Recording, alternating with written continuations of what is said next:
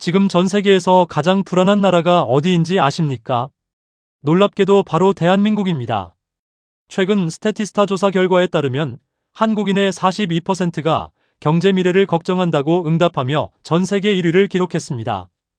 일본 역시 40%로 높은 수준이었지만 한국이 더 높은 수치를 보였습니다. 이 수치는 단순한 심리 지표를 넘어 현재 시장의 불안 요인을 그대로 반영하고 있다고 볼 수 있습니다.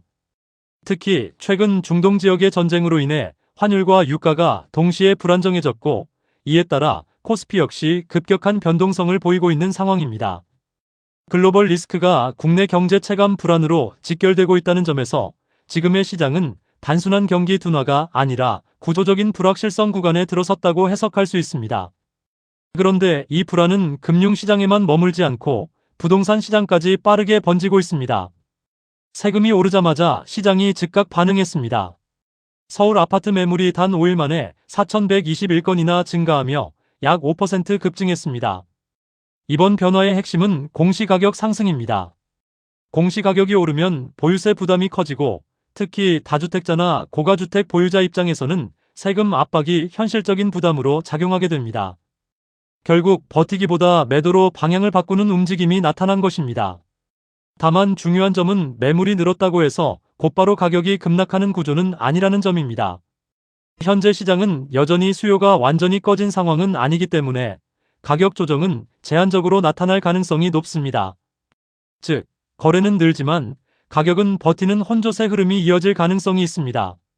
문제는 세금이 여기서 끝이 아니라는 점입니다. 많은 분들이 간과하고 있는 부분이 바로 건강보험료입니다. 공시가격이 상승하면 단순히 보유세만 오르는 것이 아니라 건강보험료에도 직접적인 영향을 미칩니다. 실제로 아파트 공시가격이 약 31% 상승하면서 대표적인 고가 아파트인 은마아파트 전용 84이 기준 건강보험료가 약 10% 증가한 것으로 나타났습니다.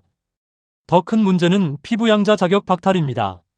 일정 기준을 넘는 고가 주택을 보유하게 되면 소득이 없더라도 건강보험 피부양자에서 제외될 수 있습니다. 이는 고령층이나 은퇴자에게 상당한 부담으로 작용할 수밖에 없습니다.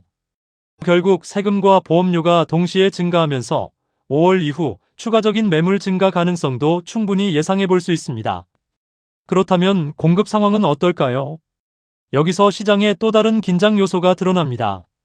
수도권 입주 물량이 급감하면서 공급 부족 신호가 본격적으로 나타나고 있습니다. 최근 2년 사이 약 6만 5천 가구가 줄어들었고, 올해 입주 예정 물량은 약 10만 6천 가구로 12년 만에 최저 수준입니다. 전년 대비 약 2만 5천 가구가 줄어든 수치입니다. 공급이 줄어들면 시장의 기본 원리에 따라 매매 가격과 전월세 가격 모두 상승 압력을 받게 됩니다. 특히 신규 분양 물량이 줄어들 경우 기존 주택의 희소성이 부각되면서 가격 방어력이 더욱 강해질 수 있습니다. 이런 상황에서 분양 가상한제가 적용된 단지는 상대적으로 가격 경쟁력을 갖추게 되면서 실수요자들의 관심이 집중되는 흐름이 이어지고 있습니다. 하지만 정부 역시 이런 로또 분양 현상을 그대로 두지는 않겠다는 입장입니다. 주택 채권 입찰제가 다시 등장할 가능성이 커지고 있습니다. 분양 가상한제로 인해 시세보다 낮은 가격에 공급되는 아파트의 과도한 시세 차익이 발생하는 것을 막기 위한 조치입니다. 개편안에 따르면 분양가가 인근 시세 대비 100% 이하인 경우 채권 상한액 역시 시세 대비 100% 미만으로 설정하는 방식이 검토되고 있습니다. 이는 사실상 분양 당첨 시 발생하는 초과 이익을 일정 부분 환수하는 구조로 청약시장의 과열을 억제하려는 정책적 의도로 볼 수 있습니다. 그런데 모든 부동산이 이런 상승 흐름을 타고 있는 것은 아닙니다.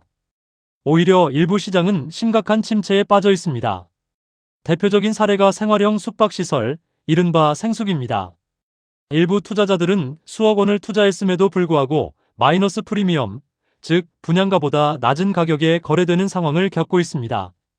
문제는 이 자산이 주거용으로 전환하기도 어렵고, 그렇다고 기존 숙박시설로 유지하기도 쉽지 않다는 점입니다. 지자체마다 규제가 다르게 적용되면서 시장 혼란이 커졌고, 규제 완화 역시 형평성 논란에 부딪히고 있습니다. 결국 투자자 입장에서는 출구 전략이 마땅치 않은 딜레마 상황에 놓여 있는 것입니다.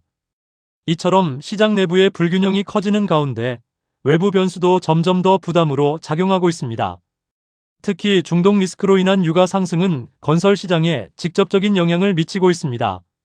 대한건설정책연구원 분석에 따르면 유가가 20% 상승할 경우 건설 원가는 토목 기준 약 7%, 건축 기준 약 4% 상승하는 것으로 나타났습니다.